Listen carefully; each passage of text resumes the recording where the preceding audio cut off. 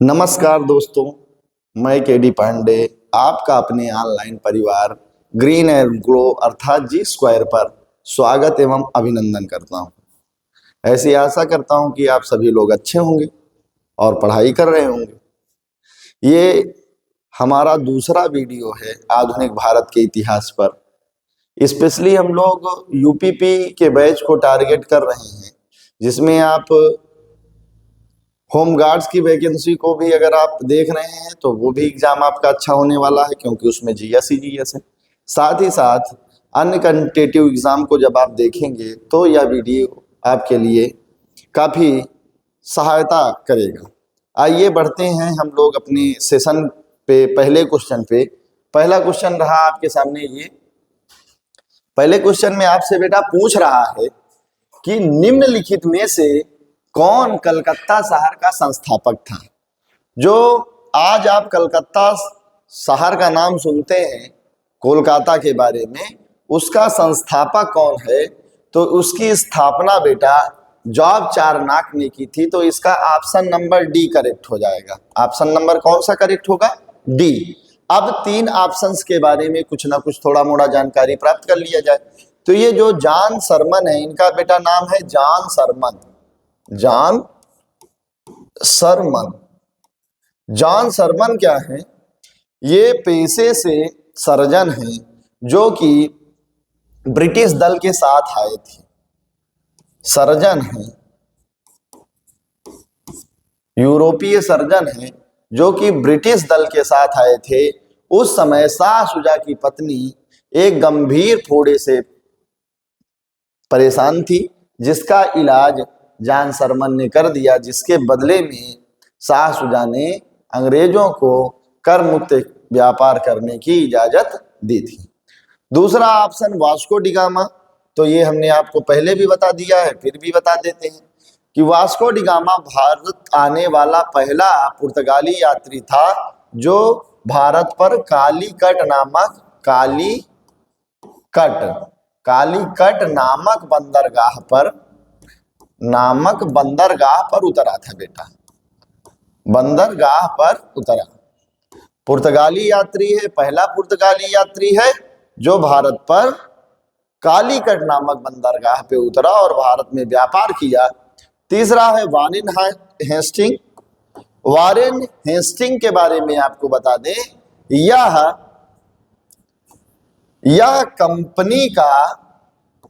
Company कौन सी company? तो east India company east India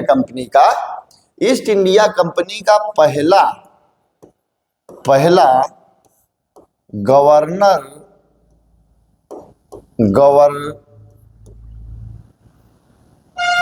east India company का पहला गवर्नर था। पहला गवर्नर था बेटा। पहला गवर्नर, आगे जोड़ लीजिएगा, जनरल। पहला गवर्नर जनरल था। ईस्ट इंडिया कंपनी का पहला गवर्नर जनरल था। ईस्ट इंडिया कंपनी का बेटा पहला गवर्नर जनरल था। जॉर्ज चारनाक के बारे में हमने आपको बता ही दिया कि जॉर्ज चारनाक ने कलकत्ता शहर की स्थापना की थी। अगला क्वेश्चन ये रहा बेटा आपके समक्ष कि निम्न में से किस स्थान पर भारत में प्रथम नगर निगम स्थापित किया गया? मतलब जो नगर निगम है भारत में सबसे पहले किस शहर में स्थापित किया गया? तो उसका ऑप्शन नंबर ए करेक्ट हो जाएगा। कलकत्ता में पहला नगर निगम की स्थापना की गई थी। इसके बाद हम लोग बढ़ते हैं नेक्स्ट क्वेश्चन पे। नेक्स्ट क्वेश्चन है कि लंदन में ब्रिटिश ईस्ट इंडिया कंपनी के गठन के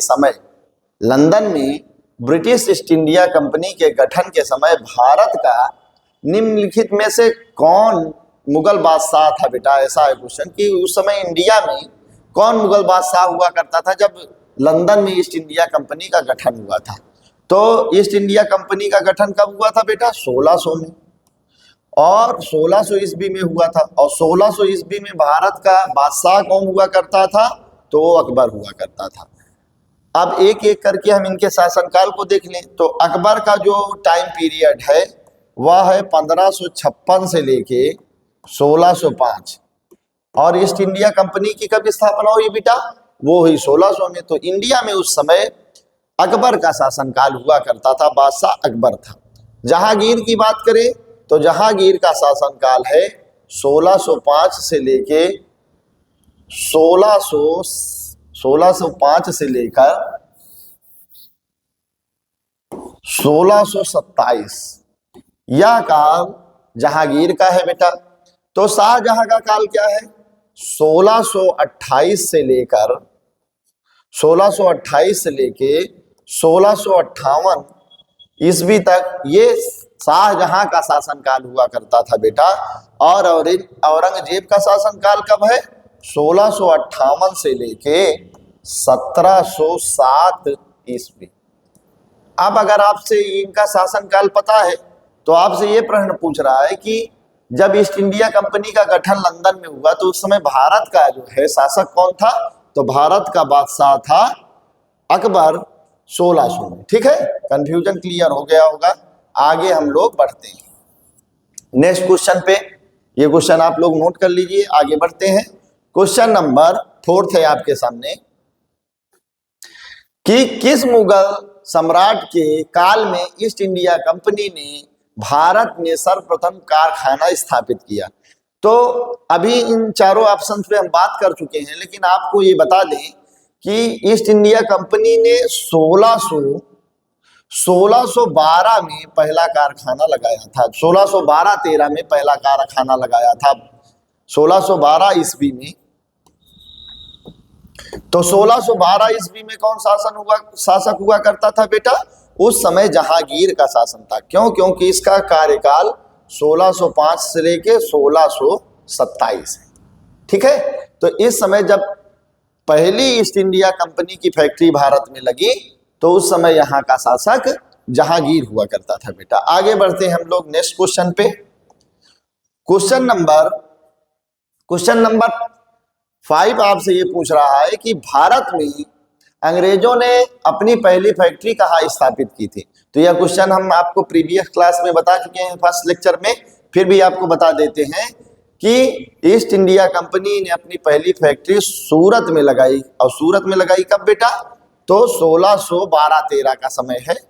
1612 या 13 ऑप्शन में जो रहेगा आप उसको करेक्ट कर लीजिएगा। ठीक है, अगला क्वेश्चन ये है, नेक्स्ट क्वेश्चन बढ़ते हैं हम लोग।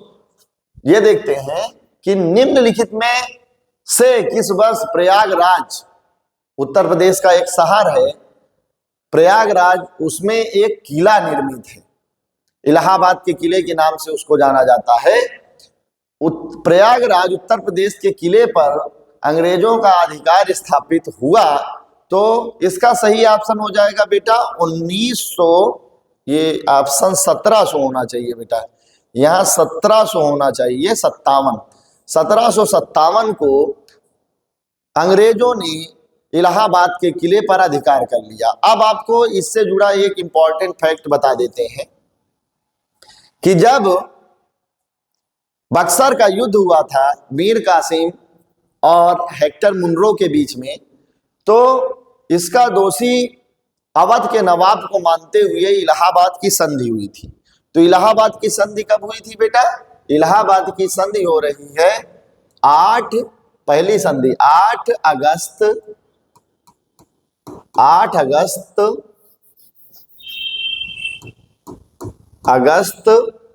1765 को इलाहाबाद की पहली संधि है, और दूसरी संधि है 12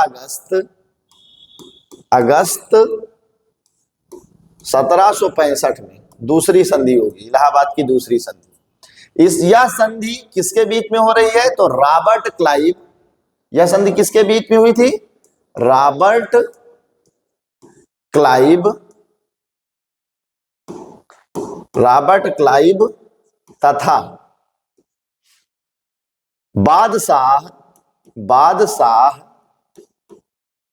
शाह आलम सेकेंड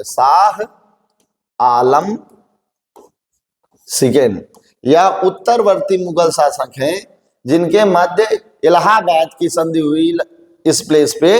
तो इलाहाबाद के किले पर कब इन लोगों ने अधिकार कर लिया अंग्रेजों ने? तो 1797 ईस्वी में बेटा। नेक्स्ट क्वेश्चन हम लोग बढ़ते हैं। नेक्स्ट क्वेश्चन ये है कि भारत में फ्रांसीसियों ने अपना पहला कारखाना कहाँ स्थापित किया था? तो भारत में फ्रांसीसियों ने अपना पहला कारखाना सूरत में स्थापित किया था। कहाँ बेटा स्थापित किया था? सूरत में स्थापित किया था। और कब किया था? तो वो सन था 1668 ईस्वी का। सूरत नामक प्लेस पे फ्रांसीसियों ने अपना पहला कारखाना बनाया। और वह किस वर्ष बनाया? 1668 ईस्वी में। बढ़ते हैं बेटा नेक्स्ट क्वेश्चन पे। नेक्स्ट क्वेश्चन है कि फ्रांसीसी ईस्ट इंडिया कंपनी स्थापित हुई थी। आपसे कार्यकाल पूछ रहा है कि किसके कार्यकाल में ये फ्रांसीसी ईस्ट इंडिया कंपनी बनाई गई थी। तो अभी इंडिया में पूछा गया था औरंगजेब के मतलब कौन सा मुगल शासक था उस टाइम, ये प्रश्न पूछा गया। अब आपसे ये पूछा जा रहा है कि जब फ्रांस में फ्रांसीसी कंपनी बनाई गई तो उस समय वहां का शासक कौन था?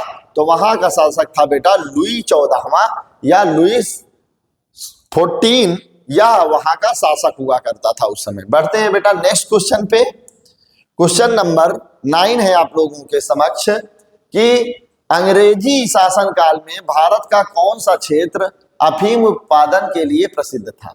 तो अफीम एक प्रकार का लेटेक्स है। अफीम का एक पौधा होता है जो कि औषधियों के रूप में भी यूज किया जाता है, और अफीम का जो लोग सेवन करते हैं तो वो नशे का रूप भी ले लेता है। तो नशे के रूप में जनरली लोग इसका यूज करते थे। तो अफीम का प्रोडक्शन कहाँ किया जाता था बेटा? तो एक तो अफगानिस्तान वाला रीजन है उस रीजन में, लेकिन इंडिया में सबसे ज्यादा अफीम और सोरा बिहार में बेटा, बिहार में इसका उत्पादन किया जाता था। ठीक है, आगे बढ़ते हैं हम लोग नेक्स्ट क्वेश्चन पे। ये क्वेश्चन आप लोग देख लीजिए। बढ़ते हैं नेक्स्ट क्वेश्चन पे।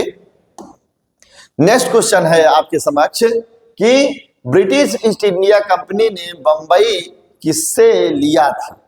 बंबई जो शहर था, बंबई शहर किससे लिया था? तो आप लोगों को पता होगा कि पुर्तगालियों की एक रानी हुआ करती थी जिसका नाम था कैथरीन। कैथरीन का विवाह चार्ल्स द्वितीय के साथ हो जाने से पुर्तगाली राजकुमारी थी जिसका नाम था कैथरीन, इसका विवाह किसके साथ हो गया? इसका विवाह हो गया ब्रिटेन के चार्ल्स द्वितीय के साथ, चार्ल्स सेकेंड के साथ। तो जब ब्रिटेन के चार्ल्स द्वितीय के साथ हुआ तो जैसे लोग दान दहेज में, आजकल दहेज चलता है तो लोग अंगूठी देते हैं, सोने होने का हार देते हैं, गाड़ी दे देते हैं, प्लाट और बुक करा देते हैं। तो जब चार्ल्स द्वितीय का विवाह हुआ बेटा तो पुर्तगालियों ने बंबई नामक शहर है उनको दहेज में दे दिया, कहा ले जाओ ले। तो ये पुर्तगालियों ने इनको बंबई शहर दे दिया। तो इसमें यही पूछ रहा है कि बंबई शहर किससे लिया था? तो चार्ल्स द्वितीय से इन लोगों ने, अंग्रेजों ने ये जो आपका बंबई शहर है इसको किराए पे ले लिया था। इसके बाद यह ईस्ट इंडिया कंपनी का एक पार्ट हो गया था। आगे बढ़ते हैं क्वेश्चन नंबर 11 पे। यहाँ थोड़ा सा बेटा करेक्शन है, यहाँ पे बेदरा का युद्ध होगा। बेदरा, बेदरा का युद्ध किसके किसके बीच लड़ा गया?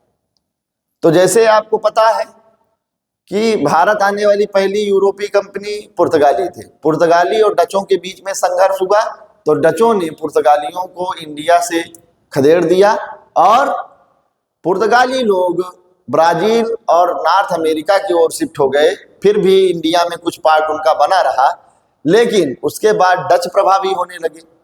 तो डच और अंग्रेजों के बीच जब प्रतिद्वंद्विता बढ़ी तो इनके बीच उपनिवेश को लेके, अपने उपनिवेश को स्ट्रांग बनाने के लिए कि भारत में किसका एकाधिकार होगा, तो इन लोगों ने लड़ाई कर डाली। तो एक लड़ाई लड़ी गई थी बेटा बेदरा की। बेदरा का युद्ध किसके किसके बीच लड़ा गया? तो इतना हिंट कर देने के बाद डचों और अंग्रेजों के बीच में लड़ा गया था। डचों और अंग्रेजों के बीच में एक युद्ध लड़ा गया था जिसको हम लोग बेदरा के युद्ध के नाम से जानते हैं। यह युद्ध लड़ा गया था 1759 ईस्वी में, 1759 ईस्वी में बेदरा का युद्ध लड़ाया गया था। अंग्रेज और पुर्तगालियों के बीच में कभी लड़ाई हुई नहीं, तो ये ऑप्शन यहां से आप खत्म कर दीजिए। अंग्रेज और फ्रांसीसियों के बीच लड़ाई कब लड़ी गई, तो इसको हम लोग जो है अभी समझ लेंगे, और ये ऑप्शन ऐसे ही दिया है क्योंकि फ्रांसीसी जब तक आ रहे थे तब तक जो है डच, फ्रांसीसी के बाद अंग्रेजों और फ्रांसीसियों में लड़ाई होगी, तो डच के साथ उनका कोई विशेष मुकाबला नहीं था। तो इसका सही ऑप्शन हो जाएगा कि बेदरा का युद्ध किसके बीच लड़ा गया, तो डचों और अंग्रेजों के बीच में बेटा। ठीक है, अगला क्वेश्चन है आपके सामने, प्रथम कर्नाटक युद्ध 1746 से 48 के बीच में लड़ा जाता है, किसके बीच लड़ा जाता है? तो आप पहली बात ध्यान रख लेना, कर्नाटक के 3 युद्ध लड़े जाएंगे, प्रथम, द्वितीय और तृतीय। कर्नाटक के जितने भी युद्ध लड़े जाएंगे वह लड़े जाएंगे अंग्रेजों तथा फ्रांसीसियों के बीच। किसके बीच लड़े जाएंगे बेटा? अंग्रेजों और फ्रांसीसियों के बीच। तो पहला क्वेश्चन पूछ रहा है कि प्रथम कर्नाटक युद्ध जो कि 1746 से लेकर 48 के बीच में हुआ, किसके बीच लड़ा गया? तो वह लड़ा गया बेटा अंग्रेजों और फ्रांसीसियों के बीच। ये वाला ऑप्शन करेक्ट हो जाएगा। ठीक है, दूसरा ऑप्शन, हाँ इसमें एक चीज और जानने वाली ये है कि प्रथम कर्नाटक युद्ध किस संधि के साथ समाप्त हुआ? कौन सी संधि हुई थी? तो संधि हुई थी एला सापेल की संधि हुई थी, जिसके तहत यह युद्ध समाप्त हुआ था। यह युद्ध फ्रांस और ब्रिटेन के बीच ऑस्ट्रिया के उत्तराधिकार को लेकर लड़ा गया था। तीनों ही कर्नाटक युद्ध, फ्रांस और ब्रिटेन दोनों एक दूसरे के शत्रु थे, तो यह युद्ध अंग्रेजों और फ्रांसीसियों के बीच लड़ा गया। तो जब वहां ब्रिटेन और फ्रांस में लड़ाई छिड़ती थी ना, तो इनके फ्रांस वालों के और चाहे ब्रिटेन वालों के जहां जहां उपनिवेश हुआ करते थे, दोनों किसी से परमिशन लिया ही नहीं करते थे, आपस में लड़ाई स्टार्ट, चलो वहां लड़ाई हो रही तो हम लोग भी लड़ाई करते हैं, तो ऐसे ये लोग लड़ते थे। तो ये लड़ाई अंग्रेजों और फ्रांसीसियों के मध्य लड़ी गई थी बेटा। अगला क्वेश्चन है इसी से जुड़ा हुआ, द्वितीय कर्नाटक युद्ध जो कि 1749 से लेके 1754 के बीच लड़ा गया। फिर इसमें कोई डाउट नहीं है, ये तो आपने आपको पहले ही बता दिया गया कि ये अंग्रेजों और फ्रांसीसियों के बीच में लड़ा जाएगा। लेकिन आपसे इस प्रश्न में ये पूछ रहा है कि किस संधि के तहत ये समाप्त हुआ, तो पांडिचेरी की संधि थी। इस पांडिचेरी की संधि के तहत यह युद्ध विराम हो गया। ठीक, नेक्स्ट क्वेश्चन आपसे ये पूछ रहा है, नेक्स्ट क्वेश्चन है तृतीय कर्नाटक युद्ध कब लड़ा गया? तो तृतीय कर्नाटक युद्ध बेटा 1756 से लेके 1763 के बीच यह सप्तवर्षीय युद्ध चला, जो कि पेरिस के संधि के तहत समाप्त होता है। पेरिस संधि के तहत समाप्त हुआ, और चंद्रनगर को छोड़कर बाकी सभी फ्रांसीसी जिस पे कायम थे, जितने भी अधिकार क्षेत्र था, अंग्रेजों ने उनको वापस कर दिया और यह युद्ध समाप्त हो गया। तो तीनों कर्नाटक युद्ध किसके बीच लड़े जाते हैं बेटा? अंग्रेजों और फ्रांसीसियों के बीच। ये लास्ट क्वेश्चन है आज सेशन का, क्वेश्चन नंबर 15, जिसमें आपसे ये पूछ रहा है कि वांडीवास का युद्ध किसके बीच लड़ा गया? तो वांडीवास का युद्ध भी बेटा अंग्रेजों और फ्रांसीसियों के बीच में लड़ा गया, ये लड़ा गया। यह इस युद्ध की विशेषता ये है कि जो कर्नाटक युद्ध लड़े जा रहे थे बेटा, वो ब्रिटेन और जैसे फ्रांस में स्टार्ट होता था तो यहाँ भी हो जाता था, लेकिन वांडीवास युद्ध के तहत अंग्रेजों ने फ्रांसीसियों को भारतीय व्यापार से बेदखल कर दिया। यह 1760 ईस्वी में लड़ा जाता है फ्रांसीसियों का यह युद्ध। मैं आशा करता हूं कि यह क्लास आपको अच्छी लगी होगी। वीडियो अच्छा लगा हो तो आप चैनल को सब्सक्राइब कर लीजिएगा, अपने दोस्तों के साथ शेयर कर दीजिएगा, और अगर कुछ गलती होती है या आप कुछ कहना चाहते हैं तो आप कमेंट बॉक्स में छोड़ सकते हैं। तब तक के लिए आप लोगों का धन्यवाद, नमस्कार।